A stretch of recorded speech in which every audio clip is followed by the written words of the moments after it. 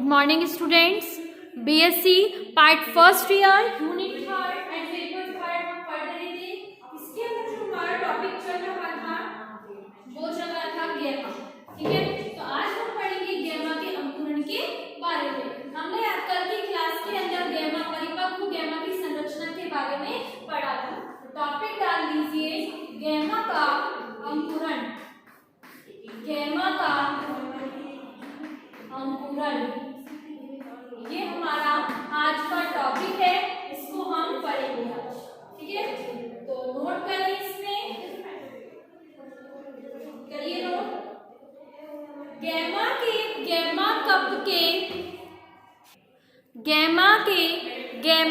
Cup के तल से टूटने पर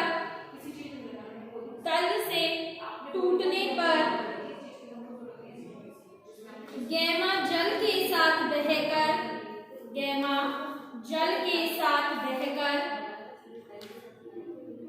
बाहर आ जाते हैं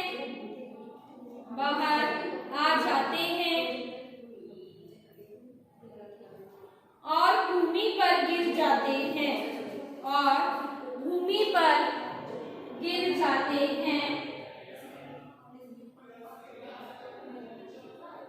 अनुकूल परिस्थितियां उपयुक्त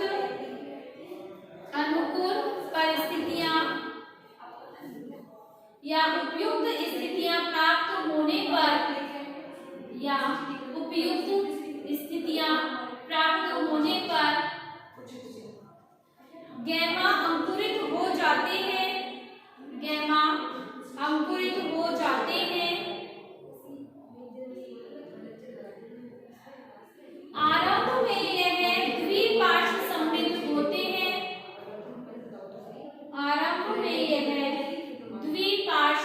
समृद्ध होते हैं, लेकिन अंकुरण के समय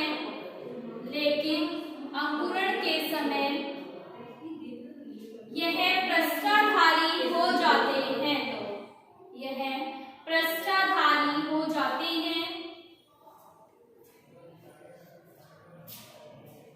गैमा के मध्य में उपस्थित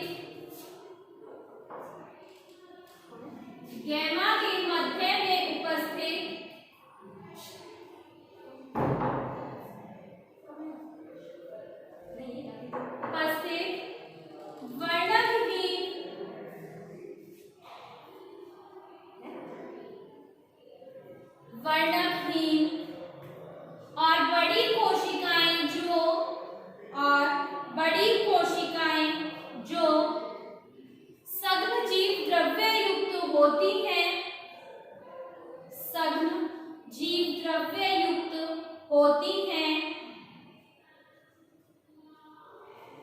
वह आधे स्तर के संपर्क में होती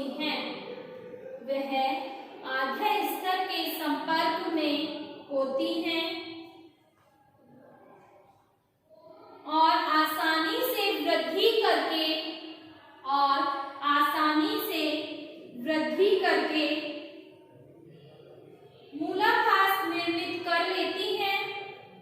मूलाभास निर्मित कर लेती हैं, जो गैमा को भूमि पर स्थिर रखने का कार्य करती है।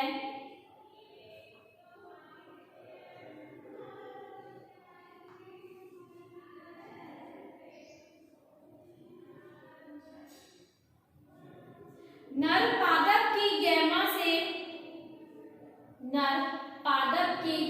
से नया नर पादप और मादा पादप की गैमा से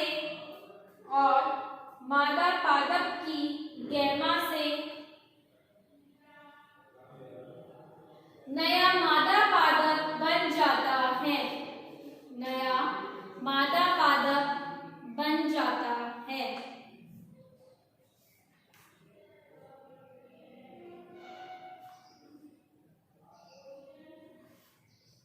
ठीक है, तो ये था हमारा अब तक का कायिक रिप्रोडक्शन या कायिक जनन के बारे में, मतलब कि गैमा के बारे में था। गैमा जो है वो कायिक जनन का ही भाग है। तो हमने अभी तक कायिक जनन के बारे में पढ़ा था। अब हम नेक्स्ट टॉपिक पढ़ेंगे, वो हमारा होगा लैंगिक जनन के बारे में। ठीक है, तो डाल दीजिए नेक्स्ट टॉपिक जो आपका स्टार्ट होता है वो है कौन सा जनन? लैंगिक जनन। इसको हम सेक्सुअल रिप्रोडक्शन भी बोलते हैं। सेक्सुअल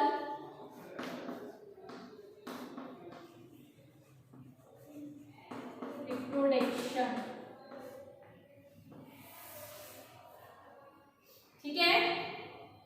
तो लिखें इसमें, देखो हमें सबको पता है कि मार्केशिया प्लांट है वो एक लिंगाश्रयी होता है। एक लिंगाश्रयी से मतलब एक ही प्लांट के ऊपर नर पादप भी है और मादा पादप भी है। ठीक है, एक ही थैलस के ऊपर स्त्री और नर जन्म दोनों ही पाए जाते हैं थैलस के ऊपर। तो लिखें इसमें मार्केशिया एक लिंगाश्रयी पादप है।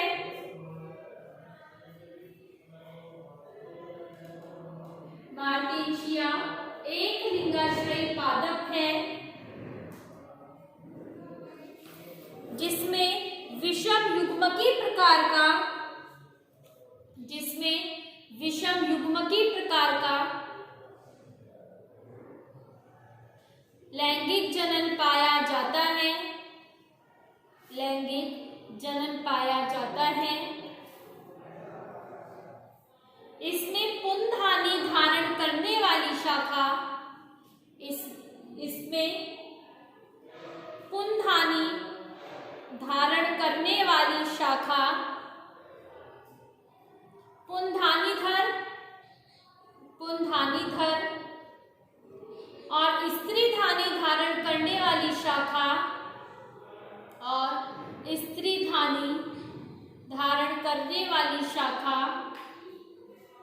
स्त्रीधानीधर कहलाती है।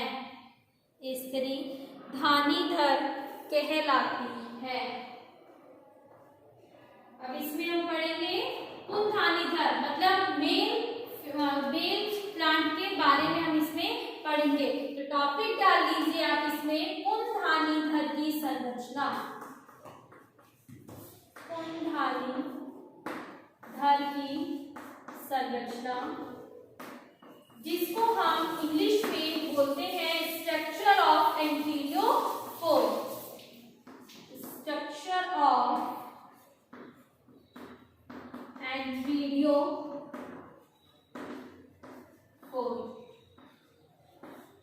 ठीक है। इसके बारे में हम पढ़ेंगे। फर्स्ट हम इसकी स्ट्रक्चर को देखेंगे, फिर इसके बाद हम पुंधानी या एंटीरियम को देखेंगे, फिर इसके बाद हम पोमेडो की स्ट्रक्चर पढ़ेंगे, उसके बाद हम इसमें इसका टैशंस या फिर स्पूटम देखेंगे। तो लिखें इसके अंदर मार्केशिया के पुंधानीधर, मार्केशिया के पुंधानीधर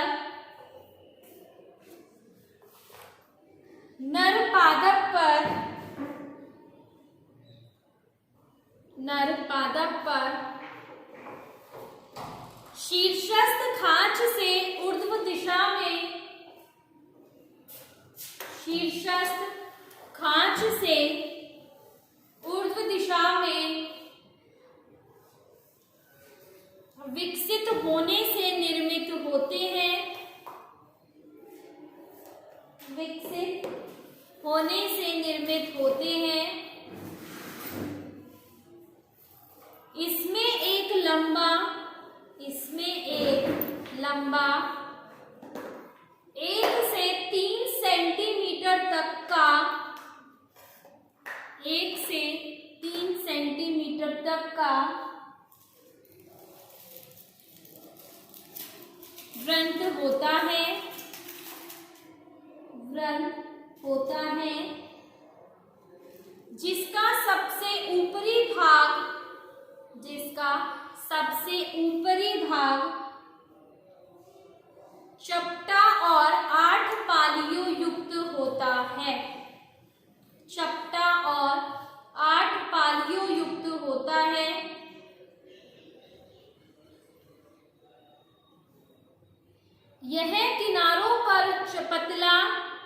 यह किनारों पर पतला चपटा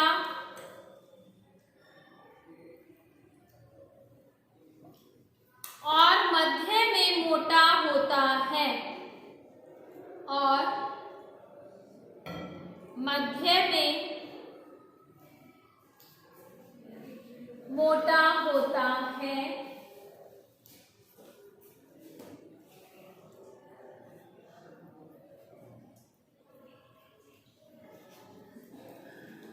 मोटा होता है।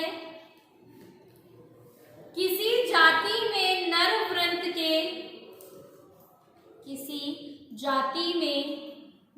वृंत के अंतस्थ सिरे पे 4 पालियां होती हैं।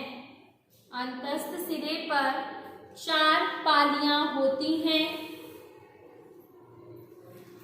और यह पालियां एक शाखा को दर्शाती हैं और यह पालियां एक शाखा को दर्शाती हैं।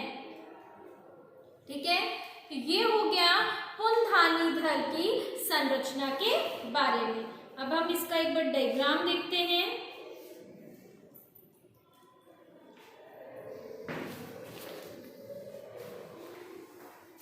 पुनधानीधर की स्ट्रक्चर देखेंगे हम।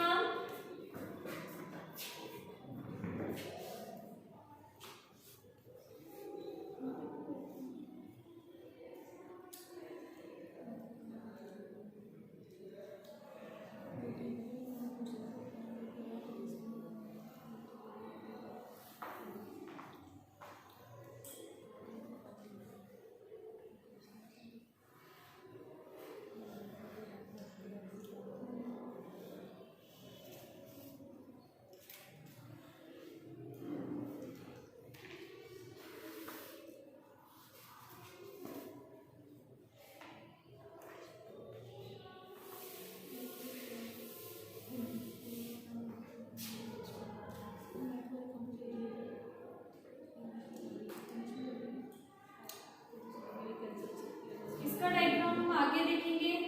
पुनधानी का जब परिवर्तन देखेंगे ना, तब हम इसका डायग्राम बनाएंगे। तो आप टॉपिक डालिए नेक्स्ट, पुनधानी की संरचना। पुनधानी की संरचना, structure of antherium. Structure of एंथीरियम।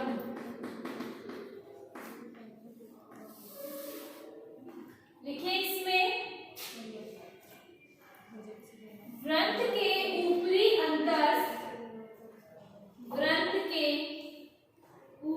अंतस्थ सिरे पर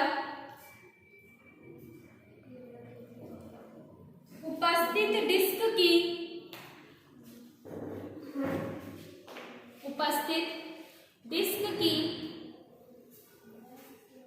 पृष्ठ सतह पर फ्लास्क के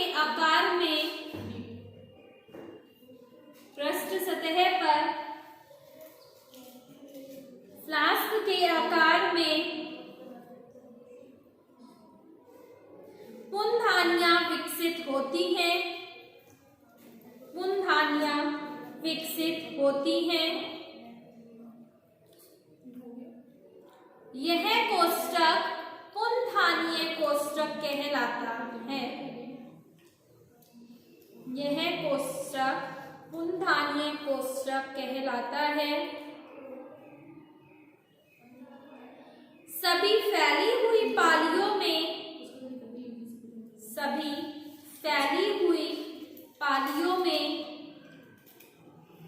पुनधानियां विकसित रहती हैं।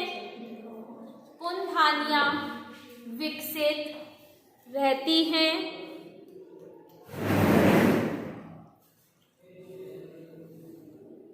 और हर वृद्धि बिंदु से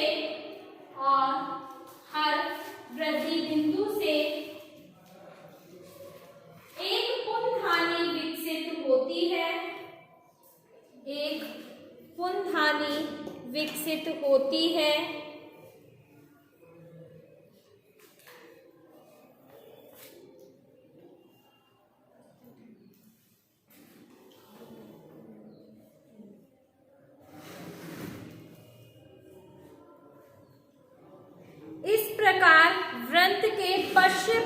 में इस प्रकार वृंत के पश्च भाग में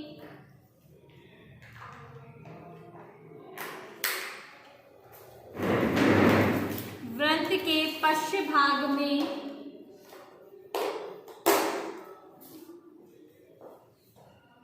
वायु गुहिकाएं स्वांगीकरण तंतु, वायु गुहिकाएं स्वांगीकरण तंतु और वायु रंध्र उपस्थित होते हैं।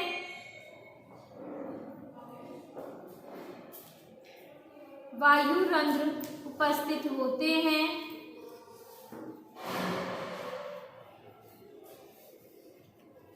इस प्रकार वृंत के पार्श्व भाग पर, इस प्रकार वृंत के पार्श्व भाग पर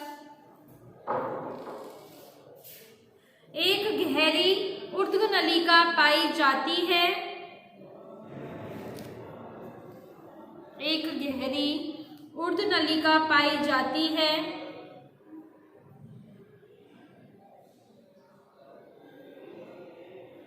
जिसमें मूलाभास और शल्क, जिसमें मूलाभास और शल्क उपस्थित होते हैं, उपस्थित होते हैं।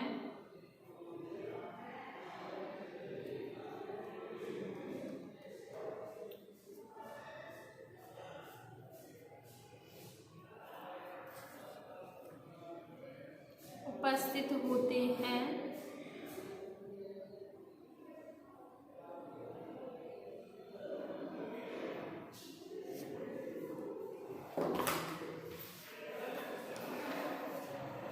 वृंत का अनुप्रस्थ काट लेने पर,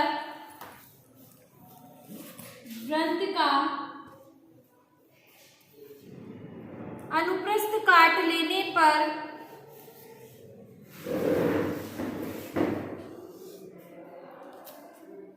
पंचकोणीय प्रिज्म, पंचकोणीय प्रिज्म बन जाता है, बन जाता है।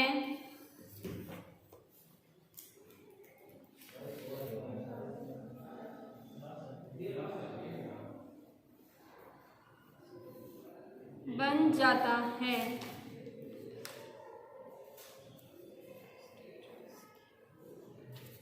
ठीक है, तो ये हो गया आपके इसमें पुंधानी की संरचना। नेक्स्ट टॉपिक डाल लीजिए, पुंधानी का परिवर्धन, development of antheridium.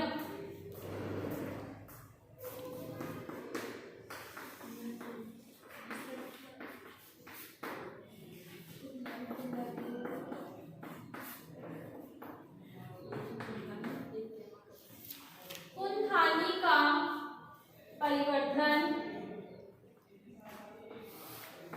Development of antheridium.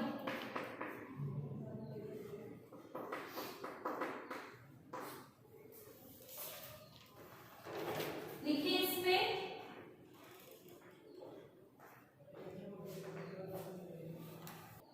लिखिए इसमें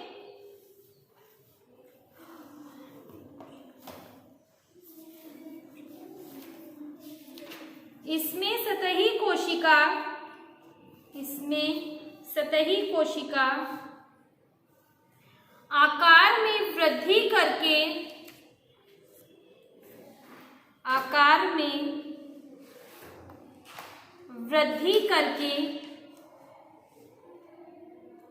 पुंधानी आरंभिका बना लेती है।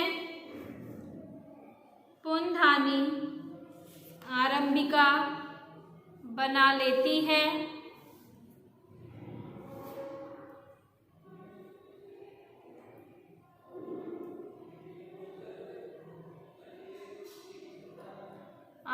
लंबा बना लेती है और यह सतही या पृष्ठीय परिवर्धन कहलाता है।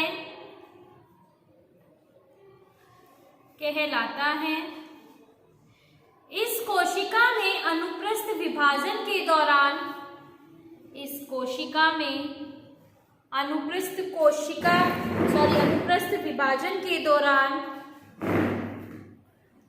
दो कोशिकाएं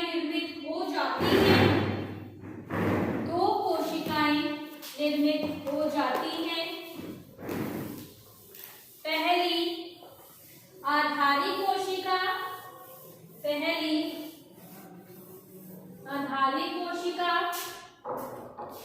और दूसरी बाहरी कोशिका। आधारी कोशिका को हम बेसल सेल भी कह सकते हैं, बाहरी कोशिका को हम आउटर सेल भी कह सकते हैं। तो फर्स्ट डाल लीजिए आधारी कोशिका और लिखिए इसमें यह नीचे की ओर निर्मित होती है और आगे विभाजित नहीं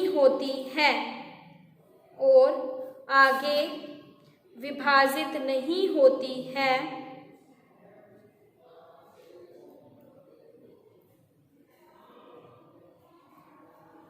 दूसरी बाहरी कोशिका, इसमें लिखें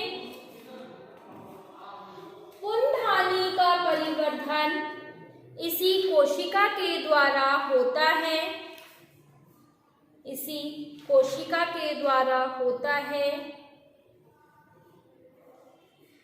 कोशिका के अनुप्रस्थ तल में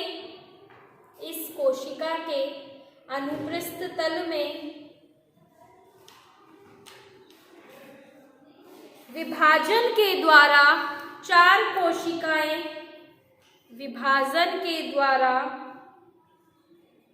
चार कोशिकाएं एक पंक्ति में बन जाती हैं।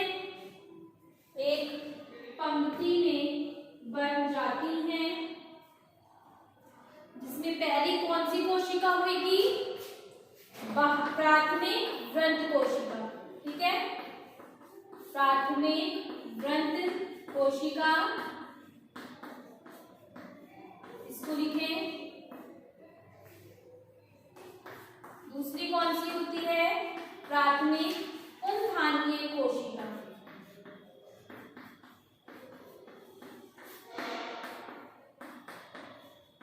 पुंधानीय जो कोशिका होती है यह आगे विभाजन करती है, बाहरी सतह और भीतरी सतह में डिवाइड होती है।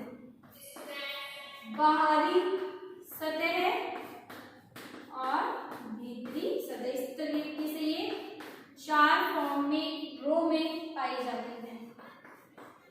तो पहले डाल लीजिए प्राथमिक वृंत कोशिका, इसके बारे में हम पढ़ेंगे। प्राथमिक वृंत कोशिका लिखें। इसमें नीचे स्थित दो कोशिकाएं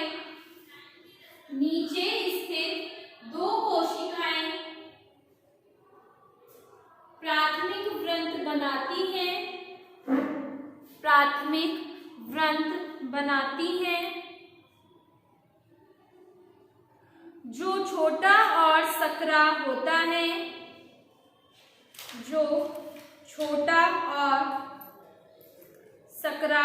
है।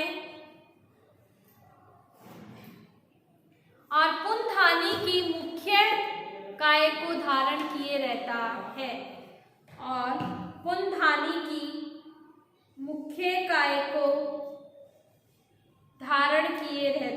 है। ठीक है, नेक्स्ट लिखो प्राथमिक पुंधानीय कोशिकाएं। लिखिए इसमें यह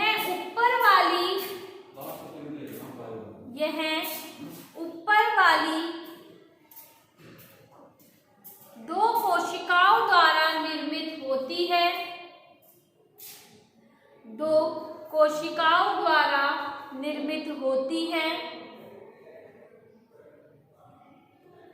तथा इनमें वर्टिकल विभाजन द्वारा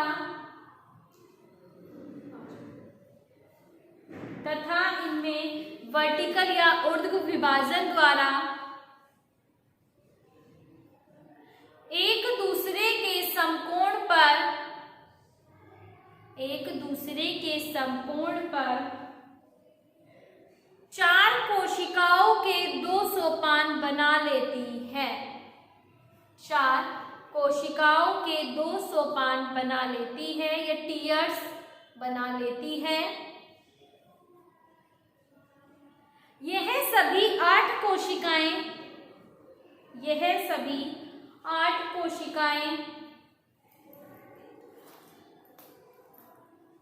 परिणत विभाजन करके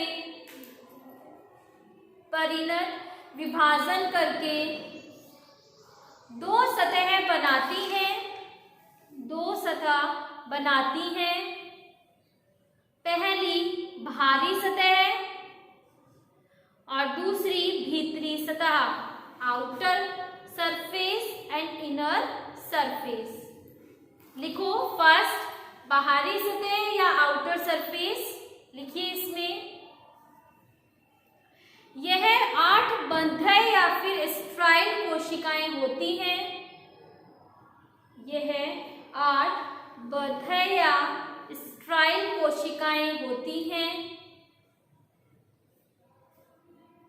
जो प्राथमिक जैकेट कोशिकाएं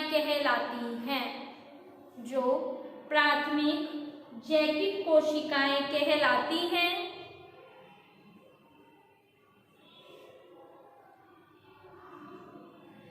यह बार बार अपनतिक विभाजन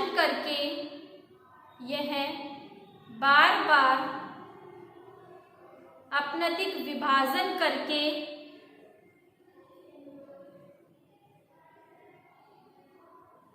एक कोशिकीय मोटा पुंधानी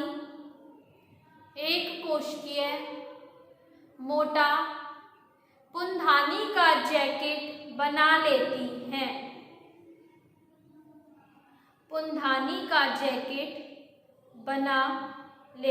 हैं।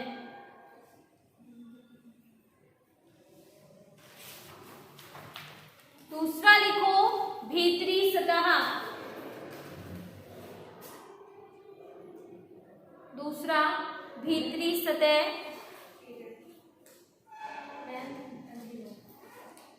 यह 8 जननक्षम कोशिकाएं निर्मित करती है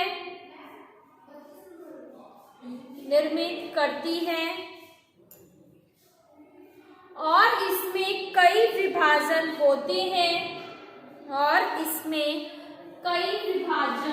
होते हैं जिसके कारण अनेक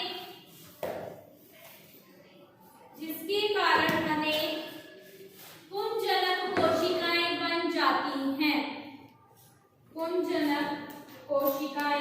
बन जाती हैं। यह कोशिकाएं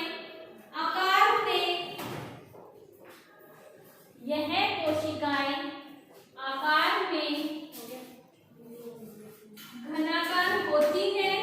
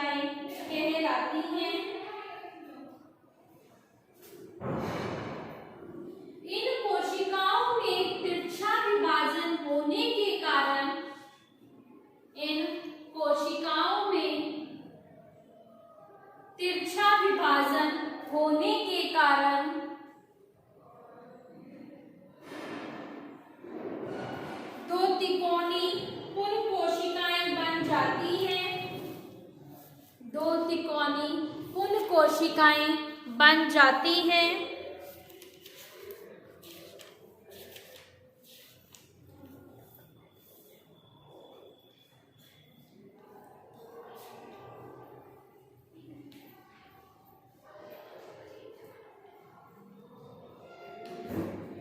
प्रत्येक मात्र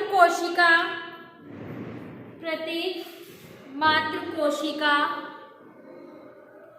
एक नर युग्मक या पुमैणु में रूपांतरित हो जाती है। प्रत्येक मात्र कोशिका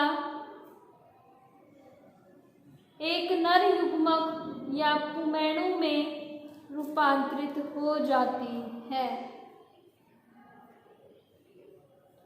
तो आज का टॉपिक आपका यही कंप्लीट होता है। अब हम इसके डायग्राम डेवलपमेंट ऑफ एंथीरिया कल की क्लास के अंदर इसका डायग्राम देखेंगे। ठीक है, आज का टॉपिक आपका यही कंप्लीट है। फिर हम नेक्स्ट क्लास के अंदर इसका डायग्राम और पुनथानिका स्फुटन के बारे में बात करेंगे। Thank you.